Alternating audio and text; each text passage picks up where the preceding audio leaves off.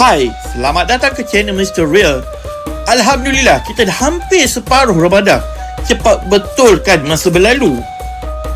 Kali ini topik kita korang dah boleh agak rasanya. Okay, macam mana agaknya berpuasa kat tengah laut? Ada ke bazar Ramadan macam kat darat? Kalau nak tahu, tolong like, share dan subscribe dulu. Okay, gang, rutin dia sebenarnya simple je, sama macam kat darat. Dia ada sahur, kerja, berbuka dan tarawih.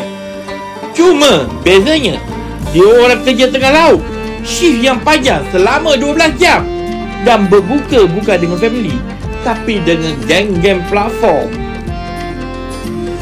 Cabaran berpuasa di offshore. Cabaran paling besar, ini dia. 1. Cuaca yang panas gila. Bayangkan tengah kerja, berpeluh-peluh, lepas tu nampak air laut yang terbentang luas. Rasa nak minum kan? Ikulah korang rasa kalau tak nak minum. Tapi bersabarlah, iman korang kan kuat. 2. Shift kerja yang panjang, iaitu shift kerja 12 jam. Kerja panjang weh, letih, lapar, penat, dan yang paling penting, haus. Perut anda dah mula berdendang, tapi tengok jam baru pukul 2 petang. Bersabar je lah. 3. Pengaruh rakan sebaya. Yang ni Mr. Real nak reserve dulu.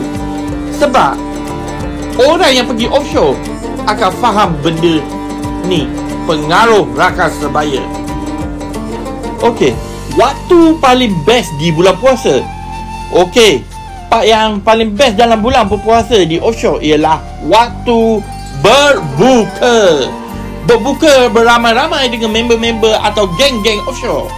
Makan macam-macam juadah yang disediakan. Dan juga yang paling penting, tak ada orang ganggu sebab semua family ada kat darat. Okey. Oh, pasal bazar Ramadan. Jawapannya, kat offshore ada bazar Ramadan ke tak? Jawapannya tiada.